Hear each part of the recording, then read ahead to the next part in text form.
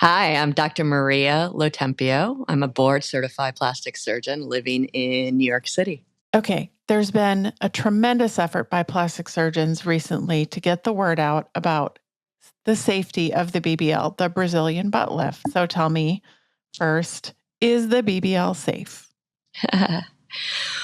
It's a great question. Let me just put it out. Is driving safe? Most of us would say yes, right? But yet you still can get into a car accident. And I use this analogy all the time with my patients. You get into a car and it's going to be a car that has brakes and inspected, and you're going to wear a seatbelt and has airbags, and you're taught to learn how to drive correctly, and you follow the rules of driving. And probably most of us will do very well driving.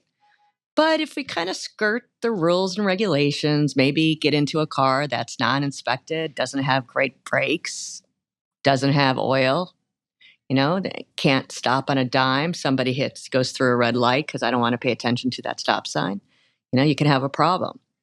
So with, BBLs, it's really about number one, picking the right candidate, making sure they're screened correctly, making sure they're healthy enough to be able to undergo the procedure, being trained in the procedure, having experience with the procedure, because a lot of the complications happen during the procedure, especially certain ones. And most importantly is the aftercare. And I think a lot of patients don't realize how important aftercare is. They kind of think, okay, just because I've had the procedure done, I'm out of the woods, everything's great, and move forward. And it's not the case. I would say majority of the problems actually happen after the surgery.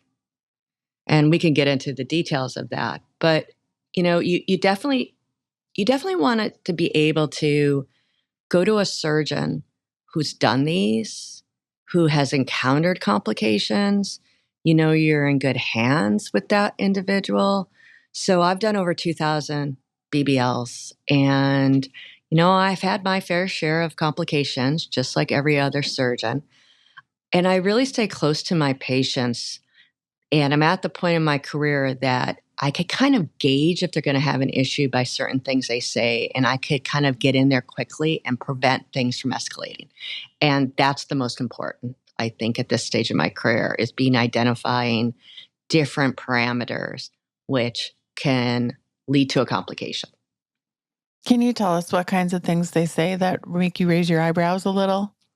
Yeah. So, I can kind of tell by listening to their voices if they're not peppy and upright and kind of full of energy and they're down and sluggish. Then I always are concerned about their mobility, meaning their ambulation walking. And I'm always like, so how much are you walking? Because are you resting? And they'll say, well, I'm taking a lot of naps. I'm like, no, no, no, no, no. We need to be up. We need to be walking. We need to be moving. And you are not sick. You're not laying in bed. You're not in a chair. Nope, nope, nope. And you got to really push that you had a procedure, not because you're ill, not because it was an emergency, because you wanted it. So the after part is a little different. So we want to push those patients up, moving around, and trying to get back to quickly their more normal activities within reason. If a patient tells me that their pain is getting worse, which is always a little ominous sign, that can be an indication of infection, which sometimes doesn't show itself until 7 days after surgery. Low-grade fever. So I actually stay really close contact with my patients. I'm actually talking to them every day for the first 3 days, and then every other day for at least 10 days. And then texting them after that, just to make sure, like, hey, just checking in, want to make sure everything's okay. Any fevers, chills? Oh, yeah, yesterday I had the window open, I had a little chill. I'm like, okay, well, maybe tonight sleep with the window shut. And, if you feel like you're getting a chill, why don't you just take your temperature, and go ahead and text it to me.